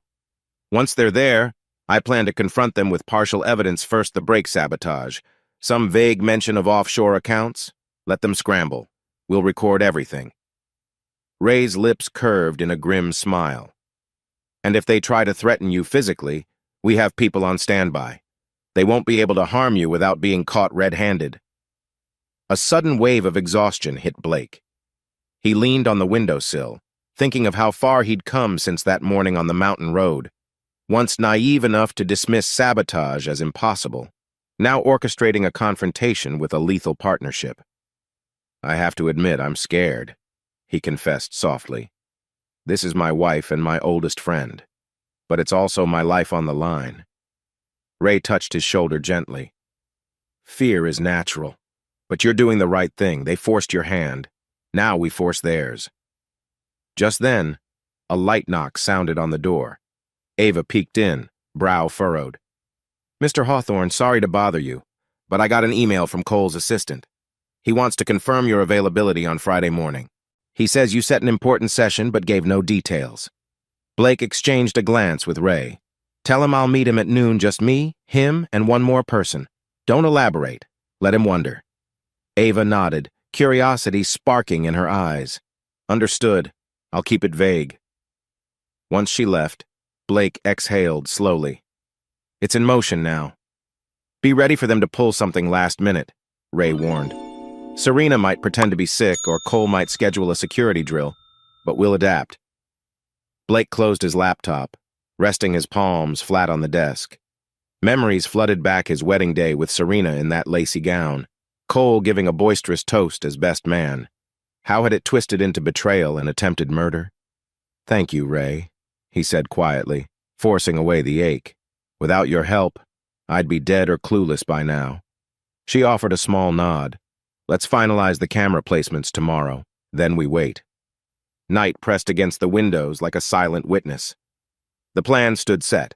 On Friday, Serena and Cole would walk into an empty boardroom, expecting to manipulate or silence Blake for good. Instead, they'd be stepping into a web of carefully placed evidence, hidden cameras, and Ray's watchers. By the time they realized it was a trap, it'd be too late to hide their guilt. Or so Blake hoped. The heavy darkness inside him whispered that even the best-laid plans could go awry. But there was no turning back. He flicked off the overhead light, letting only the city's neon glow illuminate the office. Ray gave him a resolute nod and slipped out, leaving him in the quiet hush. He stared at the reflection of his own face in the glass pane, seeing traces of both fear and fierce determination. This final showdown might break him or set him free. A brilliant morning sun flared off the mirrored facade of Apex's headquarters, making the building gleam like a cathedral of glass and steel. Yet inside the main boardroom, the atmosphere was anything but serene. The expansive table, typically a stage for product roadmaps and investor pitches, now stood empty, except for Blake Hawthorne sitting at the head. His expression was resolute, tension thrumming in the air. A solitary camera discreetly hidden behind a decorative panel captured every angle. Out of sight, Ray Anderson watched from an adjoining observation room via a live feed. Several of her team undercover as IT staff lingered in the hall, ready to intervene. Blake tapped his fingers on a closed laptop. "They'll be here any minute," he reminded himself, struggling to stay calm. He wore a tailored charcoal suit, ironically reminiscent of his wedding day to Serena. A memory that felt lifetimes away. With a soft click, the boardroom door eased open. Serena Hawthorne entered, her heels echoing across the polished floor. She radiated confidence in a sleek navy dress, long hair swept back in a low chignon. A guarded smile curled her lips. Behind her, Cole Denham appeared, tall and broad-shouldered, the very picture of controlled composure in his standard security team blazer. Blake stayed seated. "Thank you for coming," he said, voice steady despite the thunder of his pulse. "Please sit." Serena approached first, eyes narrowing when she found no one else present. Cole hesitated by the door, but eventually took the seat next to her. Tension rippled across the table. Serena spoke with forced pleasantry. "Blake, your message was urgent. Care to tell us what's going on?" Blake inhaled slowly. "I wanted this to be private, just the three of us like old times." His gaze flicked to Cole. "I've uncovered new information. About sabotage to my car, for instance." Cole managed a neutral expression. "You're still worried about that? I thought it was a one-off incident." Blake lifted a single brow. "A one-off incident? My brake lines were cleanly cut. That's no accident. And interestingly, you never investigated thoroughly despite being head of security." Silence descended, broken only by the hum of the air conditioning. Serena's eyes darted to Cole, then back to Blake. "Is that why we're here?" she asked, voice tight. "To discuss your conspiracy theories?" Blake leaned forward. "I have reason to believe you both orchestrated it." He let the words resonate in the hush. "But that's not all. I also discovered an offshore account, $2 million missing from Apex." "Denham Holdings ring a bell." Cole stiffened visibly, color draining from his face. Serena's hand twitched in her lap. For a heartbeat, the air felt static charged. "You have no proof," Cole said, though his voice wavered. "Maybe someone used my name. This is ridiculous." Blake's chest tightened with anger. "It's not ridiculous, and I do have proof. Documents, audio recordings." He opened the laptop, pressing a key. From a hidden speaker came Serena's voice, clipped and cold. "If he keeps digging, we finish this before he ruins everything." "Understood, Cole?" A harsh silence followed. Serena shot to her feet, nearly knocking her chair back. You bugged me," she hissed, color high on her cheeks. "That's illegal, Blake. You have no right. You tried to kill me," he snapped, cutting her off. "You and Cole both. Don't speak to me about rights. I have the recordings of you two discussing the brake line sabotage, the stolen funds." He paused, letting his words sink in. "And you scheming about a second attempt if I got in your way." Cole shot a desperate look at Serena, then glared at Blake. "This is some twisted setup. You can't just—" Blake stood, trembling with a mixture of fury and heartbreak. "I can, and I did. You were my best friend, Cole. I trusted you with everything. You repaid me by plotting my murder alongside my own wife." He turned to Serena, voice raw. "And you, I loved you." For a heartbeat, Serena's eyes flickered with something akin to regret, but it vanished swiftly. Her lips curled in a sneer. "You never loved me enough. You were always married to your company. This is your fault, Blake." Cole let out a heavy breath. "We can still talk this through. If you want money, we can return it, or negotiate something. Just don't make a scene, okay?" Blake's face hardened. "A scene? It's far too late for that." In the adjoining room, Ray watched the confrontation unfold via the hidden camera feed, quietly signaling her team to be on standby. She recognized the moment when everything hung in balance. Serena and Cole might still attempt violence or flight. Serena pressed her palms to the table, leaning in. You think you've won? You think some recording will stand in court? I'll say you staged it, manipulated audio. We'll ruin you, Blake. But Cole's mask cracked. He sank into his chair, running a hand over his face. Serena, stop. He has real proof there's no digging out of this. His voice trembled, turning resentful. You said we'd never get caught. She spun on him, fury blazing in her eyes. You're the security expert. You were supposed to erase the evidence. Instead, you let him record us? Blake watched their unraveling with grim satisfaction. Enough. You both are done. The police are on their way. Serena's gaze darted to the door. Don't do this, Blake, she pleaded suddenly, switching tactics. I was desperate. You neglected me, left me lonely. Cole offered comfort. Her eyes glistened with tears, a performance he once would have believed. We can fix this start over. Just let me explain. But the tears rang hollow. Don't, Blake whispered, turning away. We crossed the line of no return the moment you tried to kill me. In a burst of panic, Cole lunged to stand.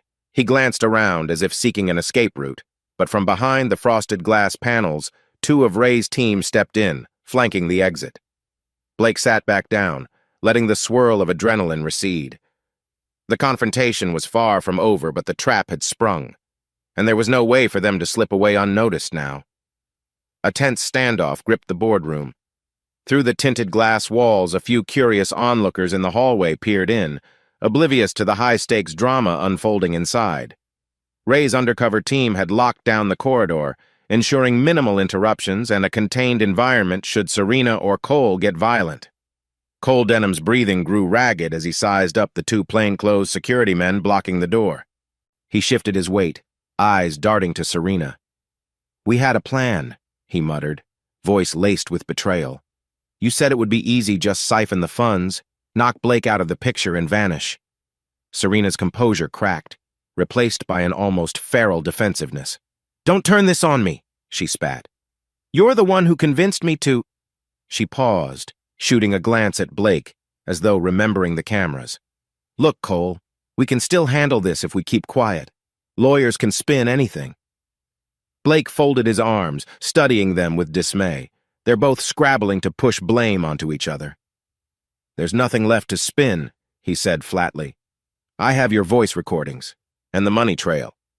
He gestured to the laptop. All that's missing is your confession of attempted murder, but we've got enough circumstantial evidence to bury you. Cole ran a shaky hand through his hair. It was her idea, all of it, he blurted, words tumbling out. She said you'd never suspect your own wife. She wanted the money, said you were too stubborn to share. I tried to warn her. Serena whirled, eyes blazing. Shut your mouth. I wouldn't have done any of this if you hadn't planted the idea. You're the one who set up the offshore accounts. A bitter laugh escaped Cole. Sure, but you wanted bigger payouts. Always complaining that Blake didn't give you enough, that you deserved half his empire. Serena's face twisted, tears threatening. I put up with years of neglect, Cole. You offered me a way out, told me it'd be simple, that once Blake was gone, I'd inherit everything. We would live a life free of his control. Blake felt a deep ache hearing it spelled out so bluntly. A memory flashed. Serena once said she loved him for his ambition, for always striving higher. He never realized she'd want to destroy him if he stood in her path. He watched them fling accusations, each panicking under the weight of exposure. The boardroom lights seemed suddenly too bright, highlighting the sweat on Cole's brow and the tear tracks on Serena's cheeks. Ray's subtle knock at the interior door signaled she was about to enter. Stepping in, she gave a courteous nod to Blake, then addressed Serena and Cole. Miss Hawthorne, Mr. Denham, she said calmly. I'm Ray Anderson, an investigator working with Mr. Hawthorne. We've documented your admission of financial theft and collusion for attempted murder. You can choose to cooperate with law enforcement or dig yourselves deeper. Cole's mouth opened, but no words came. Serena drew in a shaky breath. You can't prove attempted murder. People say a lot of things out of anger or frustration. Ray arched an eyebrow. Cutting brake lines isn't just anger, Miss Hawthorne. And we have you on tape discussing a follow-up attempt if Blake survived. That's enough to argue intent. Serena's face paled. She knows she's cornered, Blake realized. Cole hunched forward, head in his hands. God, Serena, what did we do? In a final burst of desperation, Serena lunged toward Blake, not physically attacking, but seizing his lapels with trembling hands. Please, she begged, voice trembling with a mix of anger and pleading. We can fix this. I'll pay back every cent. You don't want to drag Apex's name through the mud. Imagine the scandal. Blake gently pried her fingers away. You already dragged my name and my life through the mud, he said quietly. And if there's a scandal, so be it. Better to face truth than live in your lies. The door hissed open. 2 uniformed police officers stepped in, guided by one of Ray's team. For a moment, the tension spiked as Serena whipped around, face contorted. Cole rose, shoulders slumped, defeat clear in his posture. Ray nodded at the officers, producing a small USB drive. We have digital evidence, transcripts, and financial records. They conspired to steal funds from Apex and attempted to kill Mr. Hawthorne. One officer approached Cole. Sir, place your hands behind your back. The other advanced on Serena. Ma'am, you are under arrest for conspiracy and attempted murder. Serena reeled back, tears now streaming, her voice rising. No, you don't understand. I was coerced. Cole threatened me. She spun on Cole, pointing a shaking finger. He manipulated everything. I had no choice. Cole glared at her, raw betrayal etched on his face. Don't you dare! You wanted this from the start. The officers swiftly cuffed them both. The pair broke into a jumble of frantic shouts, each blaming the other, their earlier alliance crumbling to dust. Blake leaned against the table, numb as he watched. He felt no triumph, only profound sorrow. You can tell your stories to the detectives, Ray said, stepping aside as the police led them out. I suggest you both get lawyers. A hush fell over the boardroom as Serena's anguished pleas and Cole's bitter curses faded down the corridor. The door eased shut. Blake stared at the empty chairs, realizing how drastically his life had changed in the last few minutes. Ray cleared her throat, snapping him from his daze. You all right, Blake? He drew a ragged breath, I guess relieved. But the relief was laced with heartbreak. Thank you, Ray. I couldn't have done it alone. She placed a reassuring hand on his shoulder. Take a moment. Then we'll figure out how to handle the fallout. Blake nodded, swallowing hard. All the illusions his marriage, his friendship had shattered. But at least he was alive, and the 2 who tried to destroy him were finally exposed. The corridor outside the boardroom buzzed with sudden commotion. Apex employees peered over cubicle walls, stunned to see uniformed officers escorting Serena and Cole toward the elevator in handcuffs. Whispers spread like wildfire, confusion and intrigue brimming in every glance. Blake stepped out, Ray at his side. He caught sight of Ava, wide-eyed behind her desk. She half rose as if wanting to speak but found no words. He gave her a short, apologetic nod, then continued down the hall. He felt 100 eyes on him.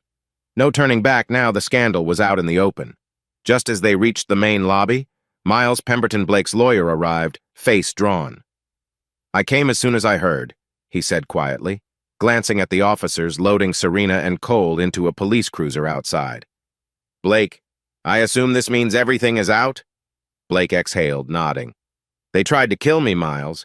They stole from the company. I had no choice. The lawyer pressed his lips together. All right, let's handle this carefully.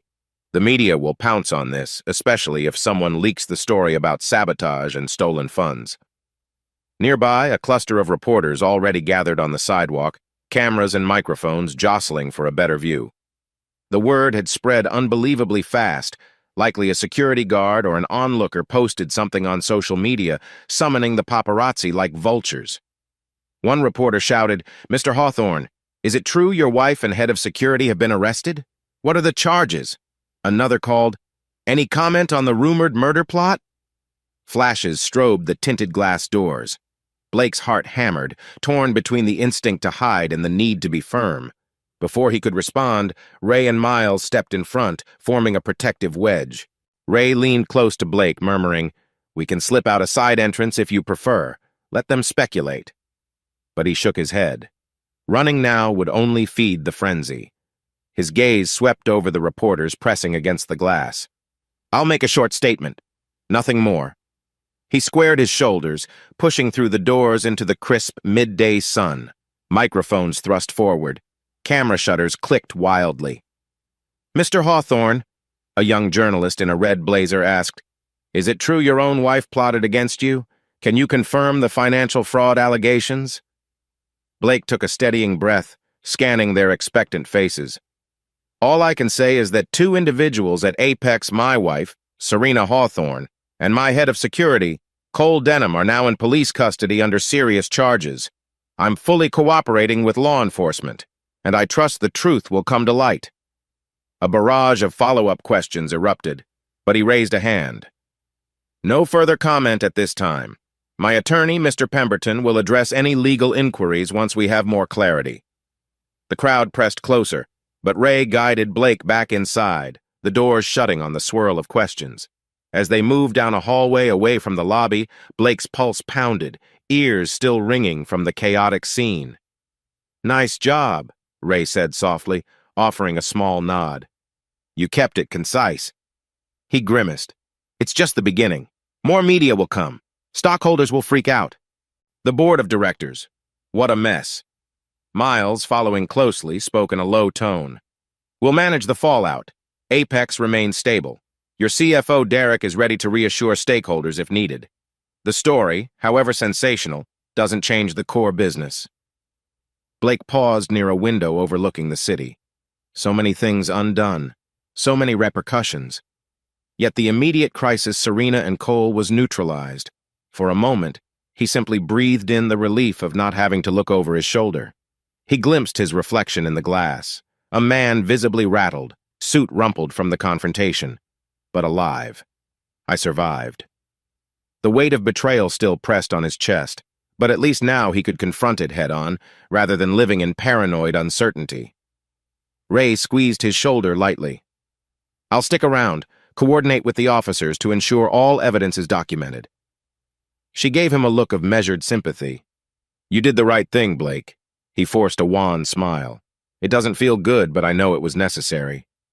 Behind them, the echo of frantic phone calls, hushed voices speculating, and the muffled chaos at the building's entrance formed a cacophony that signaled his life was forever changed. He might be the CEO of a software empire, but right now he felt more like a wounded survivor, picking up pieces of a shattered personal world. Blake rubbed the bridge of his nose, exhaustion seeping into his bones. "Great," he muttered. "They're milking every lurid detail." Elaine clasped her hands. "We need a strategic response. Right now, rumors are swirling. Some say Cole acted alone. Others claim you orchestrated this for publicity." He barked a humorless laugh, as if I'd orchestrate my own attempted murder. She nodded sympathetically. "Public sentiment can twist. The best approach is to hold a controlled press conference, answer basic questions, reaffirm that Apex's leadership is stable, show that you're composed, not a victim scrambling for cover." Blake exhaled. He pictured stepping in front of bright TV cameras, microphones, the hungry eyes of millions. "When do we do this?" Elaine flipped open a planner. "Tomorrow morning, maybe? We'll keep it short. Issue a brief statement clarifying that Serena and Cole are in custody and that you, as CEO, are cooperating fully with law enforcement. Emphasize that Apex's operations aren't compromised." He studied her a moment. "Isn't that just adding fuel to the fire?" Elaine shook her head. "The story's out there. If we hide, speculation grows. By facing it head-on, we control the narrative. I'll draft talking points. You can choose how personal you want to get about your marriage." Her tone softened. "But trust me, authenticity goes a long way." He closed his eyes, recalling Serena's tearful pleas at the moment of arrest.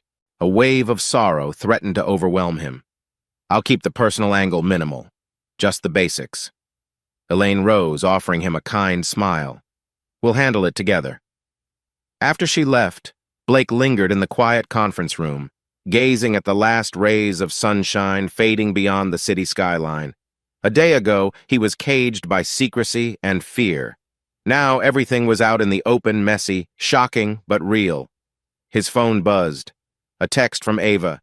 "Press requests are flooding in. Stay strong, Mr. Hawthorne. We're behind you."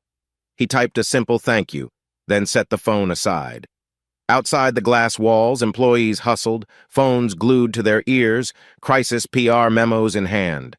The once dreamlike hush of corporate success was replaced by urgent damage control. From an adjacent corridor, Ray's voice drifted, briefing the police about the location of hidden cameras used to catch Serena and Cole's confessions. Despite the chaos, her calm professionalism reassured him. At least we have a solid case. His thoughts drifted to the pair now in separate jail cells, likely calling lawyers, spinning lies. The entire saga felt surreal. Could I have prevented this if I'd paid more attention to Serena? If I'd seen Cole's envy? He banished the question. No time for regret, only moving forward. A soft knock jolted him. Ava peeked in. "I know it's been a roller coaster," she said softly, "but a new potential partner from overseas just emailed they heard about the scandal and want reassurance the company's stable. Should I set up a call?" Blake gathered himself. "Yes," he said. "Tomorrow afternoon, maybe after the press conference. Let's show them we're not falling apart." Ava nodded, admiration flickering in her gaze. "You're handling this better than anyone could expect." He gave a weary shrug. "I'm trying." When she left, he rose and stepped out onto an adjacent balcony, letting the cool air steady his racing mind. Below, traffic glowed in a neon tapestry of headlights. He inhaled slowly, tasting the night sky's crispness. Serena and Cole indicted, my reputation under siege, my heart in pieces. Yet, for all the pain, a kernel of relief lived inside him. I'm alive, and their plot is exposed. Across the cityscape, the lights of countless windows burned. In each building, people had their own dramas, triumphs, betrayals. His story was just another in an endless swirl of human conflict. But it was his story, and he was finally reclaiming it from the shadows. He turned, looking back at the bright, empty conference room. Tomorrow he'd face the cameras, answer the world's questions. Meanwhile, the wheels of justice would turn Serena and Cole officially charged, awaiting a formal trial. Yet at that moment, under the hushed tapestry of city lights, he felt something close to hope. I'm still standing. Apex can recover. And one day, perhaps, I'll find peace again. A crisp autumn breeze swept across the courthouse steps, shuffling fallen leaves in swirling patterns around the feet of onlookers. Cameras clicked, reporters jostled for position, and the heavy wooden doors loomed like a gateway to judgment. Blake Hawthorne stood on the sidewalk, exhaling slowly as he gazed at the imposing structure. This was it, the day Serena and Cole would face the law. By his side, Ray Anderson flipped through neatly organized files in her black leather briefcase. She wore a tailored blazer, her expression set with focused resolve. "Ready?" she asked quietly. Blake nodded, throat tight. "As I'll ever be." Their footsteps echoed on the marble floor when they entered. The grand foyer bustled with attorneys in dark suits, families clutching anxious hopes, and a swirl of media waiting for a glimpse of the sensational trial. The tech CEO's wife on trial for attempted murder and fraud. A sign posted outside courtroom 4B read, "State of California versus Serena Hawthorne and Cole Denham." Inside, the air felt charged, subdued. Rows of benches filled with curious spectators, some employees from Apex, others just enthralled by the drama.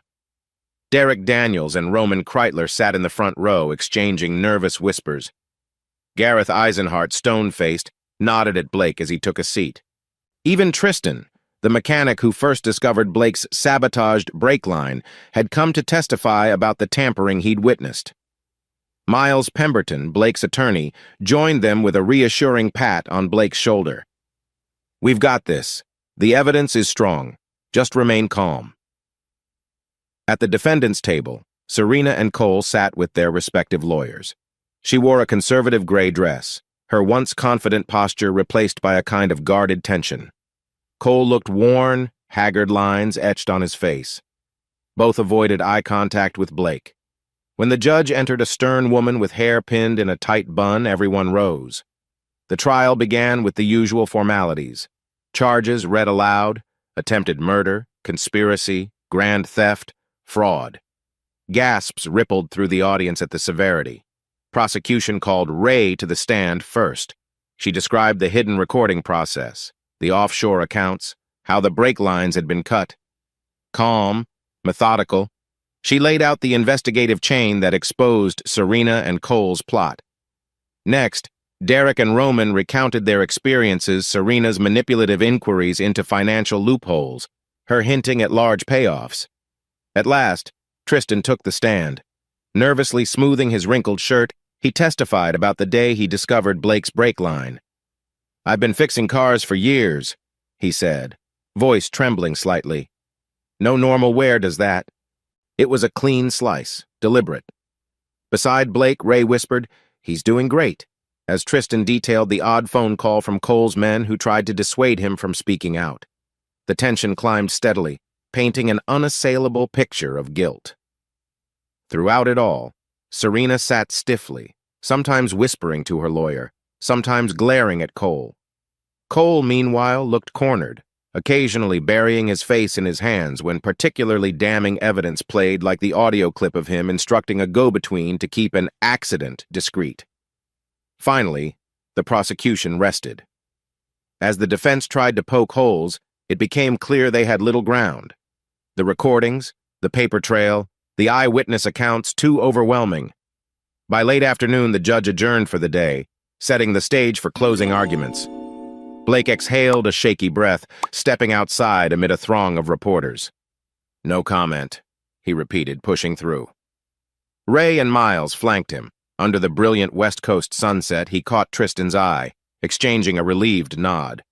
Soon, Serena and Cole would face the full consequences of their betrayal. A mere week after the trial's explosive start, Blake found himself in a smaller, less grand courtroom, a quiet annex of the main courthouse dedicated to family law. This time, the press interest was minimal. The main event was the criminal case. Today was about the divorce and the final unraveling of what once passed for a marriage. The overhead lights cast a harsh, clinical glow. The walls were lined with legal pamphlets about custody, child support, irrelevant here, as Blake and Serena had no children. In the corner, a weary clerk typed incessantly. Blake stood by Miles Pemberton, whose expression was subdued yet professional.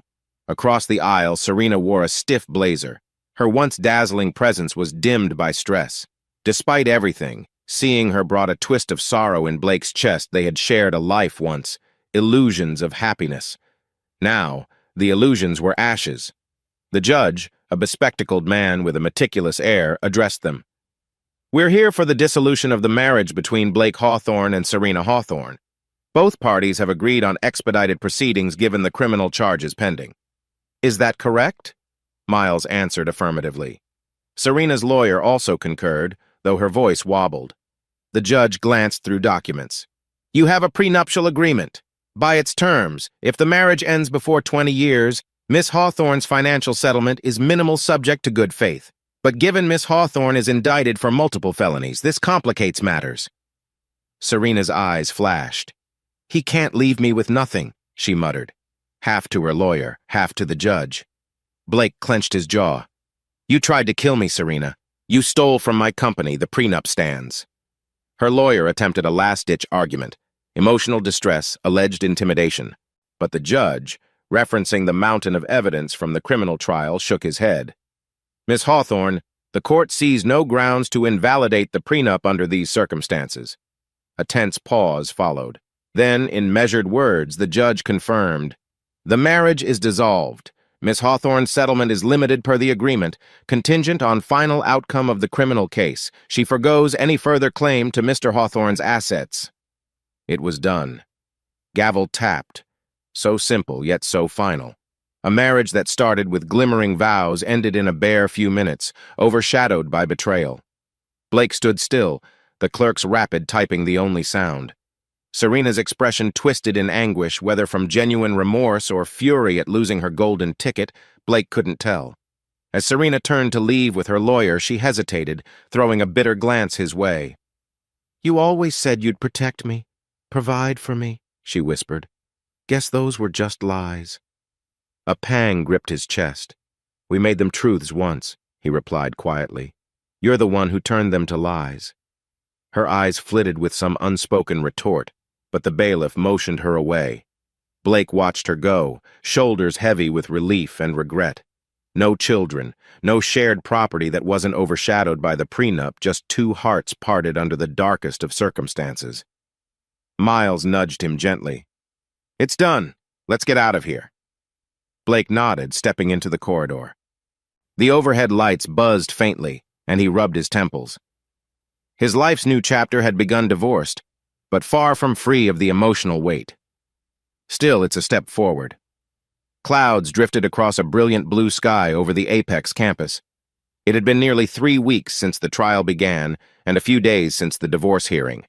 The constant media frenzy was slowly cooling, replaced by sporadic headlines about the ongoing legal proceedings. Inside Apex, the hum of productivity returned, though hushed conversations about the scandal lingered. Blake navigated the airy lobby, greeting employees with tired but genuine smiles. Their supportive nods reminded him that not everything was broken. Apex still stood strong thanks to the unwavering commitment of the team. He took the elevator up to the executive floor where Elaine Lawton, the PR director, awaited with a small group of newly arrived international clients. The shift from scandal management to forging fresh partnerships offered him a sense of renewal. Elaine introduced them in her polished manner, and Blake ushered them into the newly refurbished conference room. Polished wooden tables replaced the old ones. Bright photos of Apex's successes adorned the walls.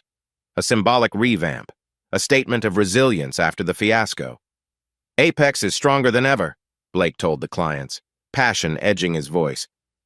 "This company was built on innovation and integrity. Recent events tested us, but we came out more focused. Our roadmap is ambitious cloud solutions, AI-driven analytics, expansions into new global markets." He saw nods of interest around the table.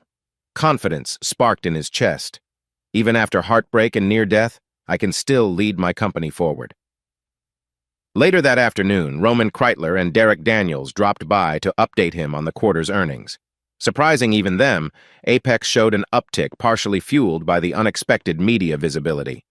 Investors responded to Blake's transparency with cautious optimism. "People respect how you handled the crisis," Derek said. "They see a CEO who wouldn't be bullied or corrupted, even by his closest circle." Blake gave a wry smile. "I never wanted to be a hero, but I guess I had to survive a murder plot to prove my dedication."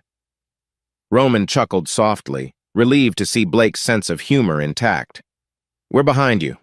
Let's keep forging ahead." When they left, Blake took a moment to gaze out the floor-to-ceiling windows. The city stretched beneath a warm afternoon sun. For so long, the vantage from this office felt overshadowed by dread. Now, rays of possibility shimmered across the skyline. He heard a gentle knock. "Elaine. Media requests for an interview about the company's future. Shall I arrange a short segment with a reputable news outlet?" Blake turned, meeting her steady gaze. He recalled how she'd guided him through the crisis with calm expertise. "Yes," he said softly. "Let's do it. Let's show the world we're ready to move on." Elaine's eyes glinted warmly. "Glad to hear it. By the way, you should take some time for yourself. Maybe get away for a day or two. You've earned it." He half laughed. "A break sounds tempting, but let's wrap up the trial first. Then I might vanish to a cabin in the mountains." His gaze lingered on Elaine as she left. There was a subtle comfort in her presence. Nothing romantic, just a sense of mutual respect. But who knows what future might unfold? The clock on the wall ticked forward. Outside, a hawk soared high, catching a thermal. Blake watched it, heart lifting a fraction. A new dawn for Apex, and maybe for me too. The clang of the gavel reverberated through the courtroom, signaling the end of a tense final day. Serena Hawthorne and Cole Denham stood before the judge, expressions hollow. The jury had deliberated for barely 2 hours, returning with a unanimous guilty verdict on counts of attempted murder, conspiracy, and fraud. As the sentence was pronounced, long years of imprisonment, Serena's eyes flickered with anguish. Cole slumped, resigned to fate. Blake observed from the gallery, Ray Anderson seated beside him, both quietly watching the culmination of their efforts. Relief mixed with sorrow. The gavel tapped again, sealing Serena and Cole's fates. Officers led them away, shackles rattling softly. A weird hush settled. It was done. Reporters swarmed outside. but the scene felt eerily subdued now that the verdict had been delivered. Blake, exhaling shakily, slipped out a side exit with Ray's help, avoiding the last wave of flash photography. Within an hour, he found himself back at his home, a modern house that had once echoed with illusions of marital bliss. The sun dipped behind rolling hills, bathing the living room in golden light. He set down his keys, wandering through the quiet halls.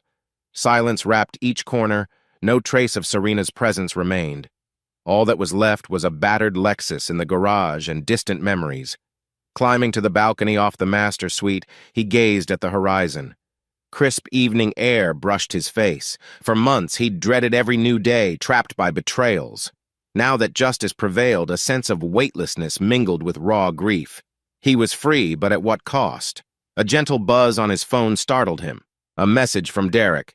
"Congratulations, boss. We're all celebrating tomorrow drinks at the Redwood Lounge. Join us?" He managed a small smile.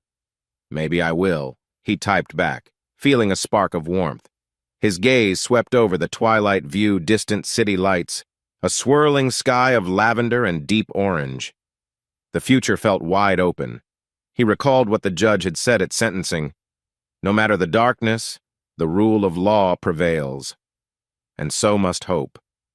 He remembered something Elaine Lawton mentioned, a philanthropic project bridging tech solutions to educational programs. Perhaps he could channel his renewed spirit into that. Or maybe, after a while, he'd explore the gentle flickers of companionship with someone new.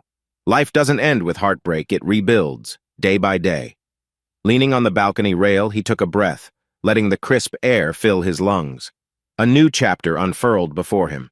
The company was stable, its reputation rebounding. He could reclaim the sense of purpose Serena and Cole had nearly destroyed. In the last pastel glow of sunset, he murmured a quiet goodbye to the illusions of the past.